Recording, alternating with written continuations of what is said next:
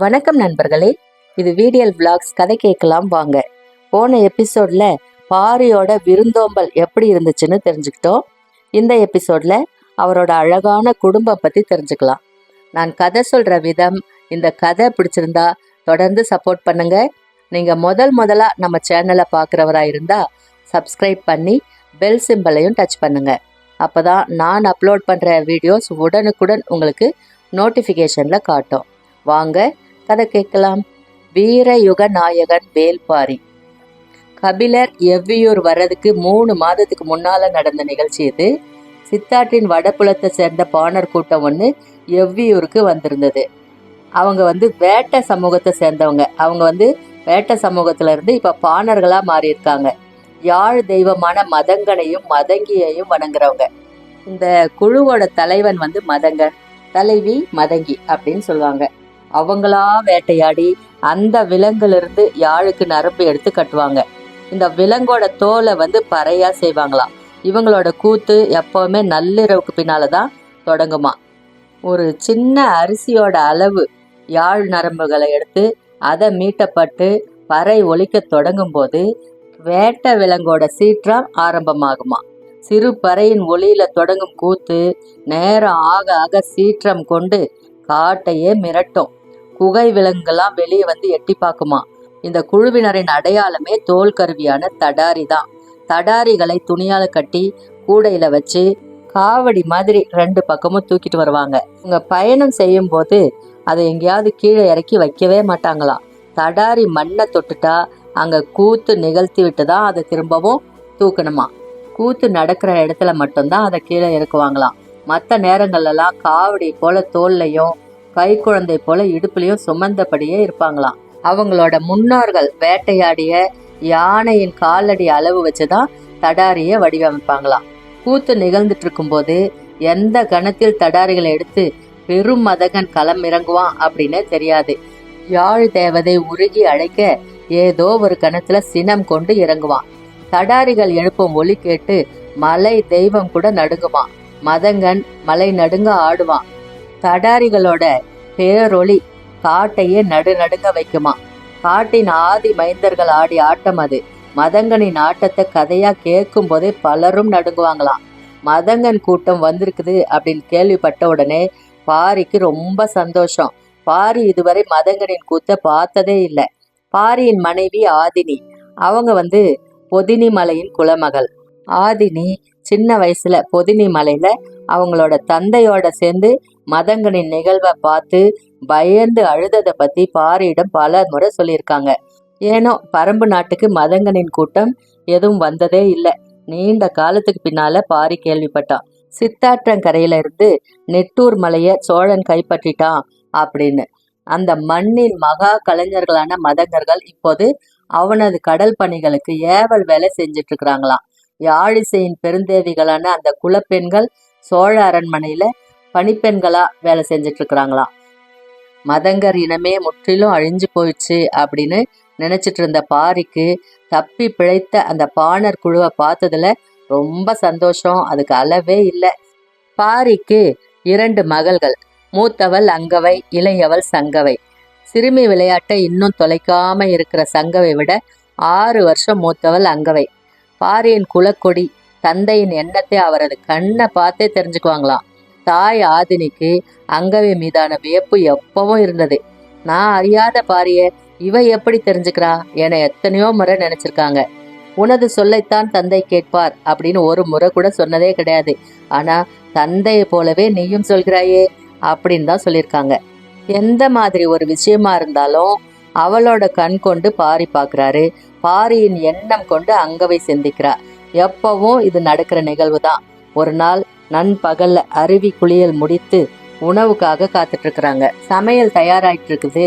பக்கத்துல இருந்த பாறை மேல ஏறி அவரோட முடிய வெயில்ல காய போட்டுட்டு இருக்கிறாரு பாரி. அதே நேரத்துல தலையை துவட்டிக்கிட்டே ஆதினியும் அங்கவையும் பாறை ஏறி வராங்க. என்ன பார்த்து கொண்டிருக்கிறீர்கள் தந்தையே அப்படின்னு அங்கவை கேட்கிறா. குரல் கேட்டு திரும்பி பார்க்காமையே கண்டுபிடி அப்படின்றார் பாரி. எதிரில் விரிந்து பறந்த காடு, பின்புறம் கேட்கும் அருவியின் ஓசை, எங்கும் சிறகடிச்சு திரியும் பறவைகள், அவ்வப்போது வீசி செல்லும் காற்றின் சலசலப்பு என அத்தனையும் பார்த்தனர் ஆதினியும் அங்கவையும். மறுமொழிக்காக காத்திருந்தான் பாரி. ஆதினி சொன்னா, எங்கேயும் பறவைகளின் குரல் கேட்குது, ஏதாவது ஒரு பறவை குரல்ல துயரத்தின் சாயல் வெளிப்பட்டிருக்கோம், அதைத்தான் நீங்க கவனிச்சுட்டு இருந்திருப்பீங்க அப்படின்னு சொல்றா. அங்கவையோ, இல்லை, தந்தை வேற ஒன்று பார்த்துட்டு இருந்தாரு, அதை நான் கண்டுபிடிச்சிட்டேன் அப்படின்றா. அப்படின்னு சொல்றப்பவே அவளோட முகத்துல வெக்கம் பூத்து நிக்குது. பாரி அவளை உச்சி முகந்து பாராட்டுறான். நான் ஆதினிக்கு கோபம் வந்துருச்சு. அவ எதை சொல்றா, நீங்க எதை பார்த்தீங்க சொல்லுங்க அப்படின்றா. வார்த்தைங்கள பொறாம தெரியுது. அங்கவ சொன்னா, அம்மா அதோ அந்த மூலையில சந்தன வேங்க மரம் நிக்குது பாருங்க, அதைத்தான் தந்தை பார்த்துட்டு இருந்தாரு அப்படின்னு அங்கவை சொல்றா. இப்போ ஆதினி முகத்துல ஒரே வெக்கம். இவ்வளவு நேரம் அந்த திசையை பார்த்துட்டு இருந்தது அதனால தானா அப்படின்னு ஆதினி கேக்குறா. ஆமா, நம்ம மகளை கூட காதல் அழைத்து செல்லும், அதுக்குள்ள அவளுக்கு செய்ய வேண்டியது என்னன்னு சிந்திச்சுட்டு இருக்கிற அப்படின்னு பாரி சொல்றாரு. என்ன அது அப்படின்னு ஆதினி ஆர்வமா கேக்குறாங்க. நிலம் எங்கும் அறியப்பட்ட பெரும் புலவர்கள் பரணரும் கபிலரும், அவங்கள ஒருத்தராவது பரம்பு நாட்டுக்கு வரமாட்டாங்களா அப்படின்னு பல நாட்கள் ஏங்கி இருக்கிற அந்த விருப்பம் இன்னைக்கு வரைக்கும் நிறைவேறவே இல்லை. என் மகள் மனம் முடித்து செல்வதற்குள்ள அவங்க வரணும் அப்படின்னு தான் என் மனம் ஏங்குது. அவர்கள் எழுத்து கற்றவர்கள், அவர்களிடமிருந்து என் மகளும் என் மக்கள் சிலரேனும் எழுத்து கற்றால் எவ்வளவு நல்லா இருக்கும் அப்படின்னு பாரி கேட்கிறாரு. அது எனக்கான உங்களின் விருப்பம் தந்தையே, அதை விட ஆழமான ஆசைகள் உங்ககிட்ட இருக்கு, அதுவும் நிறைவேறணும் அப்படின்னு தான் நான் விரும்புவேன் அப்படின்னு அங்கவை சொல்றா. பாரியே சற்று வியந்து, எதை சொல்ற அப்படின்னு கேக்குறாரு. அங்கவை சொன்னா, பரம்பு நாட்டில் முழங்காத பறை இல்ல, ஆடாத கூத்து இல்ல, மீட்டாத யாழ் இல்ல, ஆனாலும் மதங்கர் கூட்டம் இந்த மண்ணை மிதிக்கலையே அப்படின்ற ஒரு ஏக்கம் கூட உங்களோட ஆழ் மனசுல இருக்கு. உங்களோட உட்காந்து அந்த இசையையும் கூத்தையும் நானும் பார்க்கணும், அதுதான் என்னோட ஆசை. அப்படி அவங்க பேசிட்டே இருக்கிற அந்த நேரத்துல சமையல் தயாராயிடுச்சு. கீழே இருந்து அவங்கள அழைக்கிற குரல் கேக்குது. நீ போய் முதலில் உணவேடு, நாங்கள் வரோம் அப்படின்னு மகளை அனுப்பி வச்சாரு பாரி. அவனது கண்கள் கலங்கி இருக்கு. அதை பார்த்த ஆதினி, என்னாச்சு அப்படின்னு கேக்குறா. மதங்கர் நாட்டை சோழன் அடிமையாக்கிட்டான், அந்த மகத்தான இசைவாணர்கள் வர இனி வாய்ப்பே இல்லை என சொல்லும் போது பாரியின் குரல் உடைஞ்சு அழுக வருது. ஆதினிக்கு என்ன செய்யறதுன்னே தெரியல. பக்கத்துல போய் மெதுவா அவனோட தோலை தொடுறா. அதனால கொஞ்சம் மனக்கலக்கம் தனியுது. சரி வாங்க, அந்த சந்தன வேங்க மரம் வரைக்கும் போயிட்டு வருவோம் அப்படின்னு கூப்பிடுறா. சிறிய நகைப்போட பாரி சொன்னா, மகள் இருக்கும் போதே நீ அழைத்திருக்கணும், அந்த துணிவை நீ எப்படி விட்டுட்ட அப்படின்னு கேக்குறாரு. ஆதினி சொல்றா, எனது கண்களை நீங்க பார்த்திருந்தா உங்களுக்கு தெரிஞ்சிருக்கும், இப்பெல்லாம் நீங்க என் கண்களை பார்க்கறதே இல்லையே அப்படின்னு சொல்றா. இந்த தாக்குதலை பாரி எதிர்பார்க்கவே இல்லை. ஆதினியின் கண் கொண்டு பார்க்க தவறிய நாட்கள் எத்தனையோ. காலம் எவ்வளவோ வேகமா அழைச்சிட்டு போயிடுது. கணவனின் இடத்தை தந்தை எந்த கணம் விழுங்குறான் அப்படின்றது கூட சொல்ல முடியாது. இந்த மாதிரி பல எண்ணங்கள் அலைமோதி கொண்டிருக்க பாரி சொன்னான், நீதான் எனது கண் கொண்டு பார்த்தவள். அதை கேட்ட யாதினி என்ன சொல்றாருன்னே புரியாம விழிக்கிறா. உண்மையிலேயே நான் பச்சை புறா உன்னோட மாறுபட்ட குரல் ஒலியை தான் கேட்டுட்டு இருந்தேன். அங்கவை காதல் பருவத்துல நிக்கிறா. அவளோட கண்கள் வழியே அவள் பார்க்க தொடங்கிட்டா. அவளின் கண்களுக்கு சந்தன வேங்கை தானே முதலில் படும், அதைத்தான் தந்தை பார்த்திருப்பா அப்படின்னு நம்பி சொன்னா அப்படின்றான். அப்படியா, அப்ப ஏன் நீங்க அவ சொன்னதை தான் நான் நினைச்சேன் அப்படின்னு முதல்ல சொன்னீங்க அப்படின்னு கேக்குறா. மெல்லிய சிரிப்போட பாரி சொல்றான், குழந்தைகளிடம் விட்டு கொடுக்கும் போது தோற்கும் போதும் தான் ஒரு ஆண் தாய்மையை அனுபவிக்கிறான். இதை ஆதினி எதிர்பார்க்கல. சற்றே கலங்கி அவள் பாரியின் நெஞ்சில சாஞ்சி சுடு வெயில்ல முத்தமிடுறா. நள்ளிரவு, சிறு நிலவு, எவ்வியூர் முழுக்க திரண்டிருக்கு. அந்த செய்தி கேள்விப்பட்டு பலரும் இரவோடு இரவா வந்துட்டு இருக்கிறாங்க. மதங்கி யாழ் மீட்ட தொடங்கியதுல இருந்து பார்வையாளர்கள் இமை சிமிட்டுவது கொஞ்சம் கொஞ்சமா குறைஞ்சு போயிருச்சு. இசைக்கருவிகள் ஒவ்வொன்னா சேருது. சிறு பறையும் அரிப்பறையும் முழங்குது. அந்த நேரத்துல இருளே நடுக்கம் கொள்ளுதான். சலங்கை அணிந்த பெண்கள் 2 பேரு நெடு நிழல் நகர வெறி கொண்டு ஆடுறாங்க. பாரியின் இடது பக்கம் அங்கவை அமர்ந்திருக்கிறா. வலது பக்கம் அமர்ந்திருந்த ஆதினி பக்கத்துல சங்கவை அமர்ந்திருக்கிறா. தேக்கன், முடியன் உள்ளிட்ட பலரும் மரப்பலகை ஒன்று மேல உட்கார்ந்துருக்காங்க. அவங்களுக்கு நேர் எதிரில் பாட்டாப்பிறை அப்படின்னு சொல்ற பாட்டன்மார்களுக்கான மேடை இருந்தது. எவ்வியூரின் மிக மூத்தவரான வாரிக்கையன் அங்கதான் உட்கார்ந்துருக்காரு. அவரை சுற்றி முதியவர்கள் பலரும் உட்கார்ந்துருக்காங்க. கூத்தின் பாங்குல துயரத்தின் நெடுங்குரல் மேலே எழும்புது. அழிந்த இனத்தின் கடைசி பாடகன் தனது குரல் நாளங்கள் வெடிப்பது போல பாடத் தொடங்குறான். இன்னைக்கோட இந்த குரல் வெடித்து சாகணும் அப்படின்ற மாதிரி அவன் பாட ஆரம்பிக்கிறான். அவன் பாடுறான், ஆறா துயர கலையாக்கும் போது கலைஞன் படும் வேதனைக்கு இணை கூறவே முடியாது அப்படின்ற மாதிரி இருக்கு அவனோட பாடல். குரலும் சலங்கையும் யாழும் பறையும் ஒன்றை ஒன்று விலகியும் விழுங்கியும் நகர்ந்தன. போர் குதிரைங்கெல்லாம் விரட்டும் போது தப்பி ஓடுற ஒரு இசை கலைஞனின் காலடி ஓசை தனித்து கேட்குற மாதிரி இருக்கு. அதை பாரி உணர்றான். அந்த ஓசை எந்த கருவியிலேருந்து வருது அப்படின்னு எல்லாரோட கண்ணும் தேடுது. எல்லாரும் மெய் சிலுத்து பார்த்துக்கிட்டு இருக்கிற அந்த நேரத்துல தடாரிகளோட குதித்து உள்ள இறங்குனா மதங்கன். அதுவரை முழங்காமல் இருந்த அனைத்து தடாரிகளும் ஒலி எழுப்புது. கொஞ்சம் கூட எதிர்பார்க்காத பேரிசை. பாரியே குலுங்கி உட்கார்றான். இதை கேட்டு பயந்த சங்கவை அம்மா அப்படின்னு கத்திய ஓசை பக்கத்துல இருக்கிறவங்களுக்கு மட்டுமே கேக்குது. ஆதினி அவளை அணைச்சு மடியில இறுக்கிக்கிறா. அதை பார்த்த பாரியோட கண்ணுக்கு சின்ன வயசுல பயந்து கத்திய ஆதினியை தான் தெரிஞ்சா. மதங்கன் தாவி உள்ளிறங்கிய இடத்துல மண் பெயர்ந்து மேலே எழுது. வேட்டையாடிய யானைகளின் காலடி நிலத்தை அதிர செய்வது போல அது இருந்தது. ஒரு ஆட்டம் தொடங்கும் கணத்தில் எவ்வளவு ஆவேசம் கொண்டு நிகழுமா அப்படின்னு ஒரு வியப்பு எல்லோருக்கும் இருக்கு. தவ்வி தவ்வி தடாரிகளில் ஒலி எழுப்பி கொண்டிருந்தான் மதங்கன். வெறி ஏறிய மதங்கன் கால்களை முன்னும் பின்னுமா மாத்தி குதிகாலால குத்தி குத்தி ஆடுறான். மூதாதையரின் ஆதிக்கூத்து மதங்கன் மயங்கி சரிந்ததோட முடிஞ்சது. பின்னிரவுல கூத்து முடிஞ்சதும் எல்லாரும் கலைஞ்சு போறாங்க. கலைஞர்கள்லாம் இசைக்கருவிகளை துணிகளை எடுத்து கட்டி வைக்கிறாங்க. மதங்கனை அருகில கூப்பிட்டு அமரச் செய்தாரு பாரி. அவன் உள்ளங்கையை தொட்டும் தடவியும் பாக்குறாரு. ரொம்ப நேரமா எதுவுமே பேசிக்கல. மதங்கனோட உள்ளங்கை அப்படியே செவந்து இறுகி போய் இருக்கு. ஆதினி சொல்றா, நீங்க இங்கேயே தங்கிருங்களேன் அப்படின்னு. இல்ல, நிலை கொள்ள கூடாது என்பது தெய்வ வாக்கு அப்படின்னு மதங்கன் சொல்றான். நாங்கள் தப்பி ஓடுறோம், மேலா துயர் எங்களை விரட்டுது. ஒரே இடத்துல நின்னுட்டா துயர் முழுவதும் எங்களை கவுத்துடும்.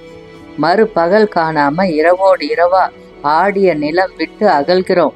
விலைக்கு சொல்ல மனதுல துணிவு இல்லை. எனவேதான் தெய்வ வாக்கு அப்படின்னு சொல்றோம் அப்படின்னு சொன்னா மதங்கன். பாரிக்கு எதுவுமே சொல்ல முடியல. என்ன வேண்டுமானாலும் எடுத்துக்கோ அப்படின்னு சொல்றாரு. மதங்கன் கேட்பதற்கு கொஞ்சம் தயங்குறான். தயங்காமல் கேளுங்க, என்ன வேணாலும் எடுத்துக்கோங்க அப்படின்னு தேக்கன் சொல்றான். மதங்கன் மெல்லிய குரலில் கேட்டான், வேற எதுவும் வேணாம், கொல்லிக்காட்டு விதை கொடுங்க போதும் அப்படின்னு சொல்றான். பாரி அதிர்ந்து பாக்குறான். யாரும் எதிர்பார்க்காத ஒண்ணு. என்ன பதில் சொல்றதுன்னு கூட தெரியல. இப்படி ஒரு பொருள் இருக்கிறதே வெளியில இருக்கிறவங்களுக்கு தெரியாது. இதை எப்படி கேட்டான் மதங்கன்? ரொம்ப நேரம் யாருமே பேசிக்கல.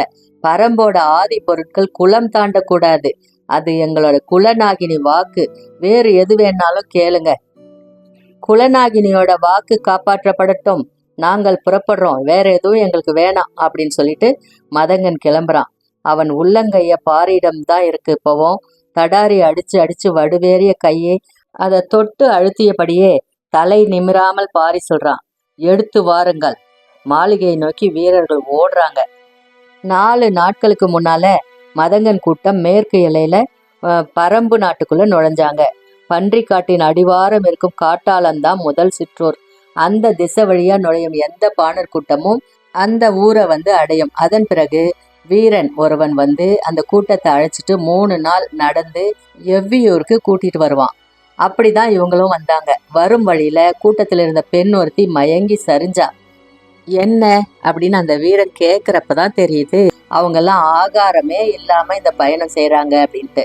குடுவையில இருந்த தண்ணியை தெளிச்சு அந்த பொண்ணை எழுப்புறாங்க. பக்கத்துல ஊர் எதுவும் இல்லை. உணவுக்கு என்ன செய்யலாம் அப்படின்னு யோசிச்சுட்டே வீரன் என்ன பண்றான், சிறிது தொலைவில் இருக்கிற குளத்துக்கு அவங்கள கூட்டிட்டு போறான். மதங்கன் கூட்டமும் ஆவலோட போகுது. குளக்கரை அடைஞ்சதும், நீங்க உட்காருங்க, நான் மீன் பிடிச்சிட்டு வரேன் அப்படின்னு போறான். கையில வலை இல்லை, குத்திட்டு இல்லை, எதை வச்சு மீன் பிடிப்ப அப்படின்னு மதங்கன் கேட்குறான். இடுப்பு துணியில முடிச்சு வச்சிருந்த ஒரு சிறிய காய் ஒன்றை எடுத்து காட்டுறான் அந்த வீரன். இதை வச்சு எப்படி மீன் பிடிப்ப அப்படின்னு கேட்குறார் மதங்கன்.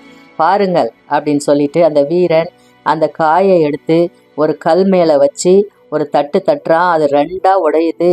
ஒரு துண்டை எடுத்து இடுப்பு துணியில திரும்பவும் முடிச்சுக்கிறான். ஒரு துண்டை மட்டும் எடுத்து நல்லா தட்டி பொடி பொடியா பண்ணி அதையும் துளியும் மிஞ்சாம எடுத்து அந்த குளத்துல தூவுறான். அவன் தூவின இடத்துல பார்த்துக்கிட்டே இருக்கிறான் மதங்க. கொஞ்ச நேரத்துக்கு பின்னால அந்த தண்ணி எல்லாம் கலங்க ஆரம்பிக்குது. சிற்றலைகள் தோன்றுது. வீரன் சொன்னான், இது கொல்லிக்காட்டு விதை, காக்கா கொல்லி விதை அப்படின்னும் சொல்லுவோம். இத மீன்களும் பறவைகளும் விரும்பி தின்னும். பிறகு சிறிது நேரத்திலே மயக்கம் அடைஞ்சிரும் அப்படின்றான். மதங்கன் ஆச்சரியத்தோட கேட்டான், மீன் எப்படி மயக்கம் அடையும்? அதோ பாருங்கள் அப்படின்னு வீரன் காட்டுறான். மதங்கன் அந்த இடத்த பார்க்க மீன்கள் எல்லாம் மேலும் கீழுமா சுழன்று பிரண்டும் நீந்திக்கிட்டும் இருக்கு. பெரும் மீன் ஒண்ணு வாழை மட்டும் மெல்ல அசைச்சிட்டு மிதக்க ஆரம்பிக்குது. வீரன் உள்ள இறங்கி ஒவ்வொன்னா எடுத்து கொடுக்க ஆரம்பிக்கிறான். வாய் பிளந்து நின்ற மதங்கன் அதை வாங்கிட்டே இருக்கிறான். 8 பேருக்கு தேவையான மீன்களை எடுத்த பிறகு வீரன் கரையேறான். இன்னும் கொஞ்சம் மீன்லாம் மிதந்துகிட்டே இருக்கு, நமக்கு இவை போதும். அந்த மிதந்துட்டு இருக்கிற மீன்லாம் கொஞ்ச நேரத்துல மயக்கம் தெளிஞ்சு தண்ணிக்குள்ள போயிடும். அதுவரை பறவைங்களை எதுவும் கொத்தாம பாத்துக்கோங்க அப்படின்னு சொல்லிட்டு நெருப்பு மூட்டை தீக்கல் எடுத்துட்டு போறான் வீரன். பாரிக்கிட்ட உட்கார்ந்து இருக்கிற மதங்கன் பார்த்துக்கிட்டே இருக்கிறான். மாளிகைக்கு போன வீரர்கள் பெரும் தாழி பானையை தூக்கிட்டு வந்து பாரி முன்னால வைக்கிறாங்க. மதங்கனின் கண்ணில் வியப்பு நீங்காமல் பானைக்குள்ள பாக்குறான். அதே காய்கள். பாரி சொன்னா, எவ்வளவு வேண்டுமோ அவ்வளவு எடுத்துக்கோங்க. தேக்கன் மனம் பதறுது. ஆதினிக்கு என்ன சொல்றதுன்னே தெரியல. குல வழக்கங்களை மீறும் இடங்களை இருக்கிறவங்களுக்கு கொஞ்சம் நடுக்கமா தானே இருக்கும். எல்லோருக்குள்ளும் ஒரு வித அச்சம் உண்டாகுது. இறுக்கமான அந்த சூழல்ல மதங்கனின் 2 கைகளும் தாலிக்குள்ள இருந்து கொல்லிக்காட்டு விதையை கை நிறைய அள்ளிக்குது. தடாரி பேரொளி எழுப்பிய போது உணர்ந்ததை போல பல மடங்கு நடுக்கத்தை இப்போது எல்லாரும் உணர்றாங்க. நண்பர்களே, இந்த கதை, நான் கதை சொல்ற விதம் எப்படி இருக்குன்னு கமெண்ட்ல சொல்லுங்க. உங்களுக்கு பிடிச்சிருந்தா உங்களோட நண்பர்கள் உறவினர்களுக்கும் ஷேர் பண்ணுங்க. மீண்டும் அடுத்த வீடியோல கதை கேட்கலாம். நன்றி, வணக்கம்.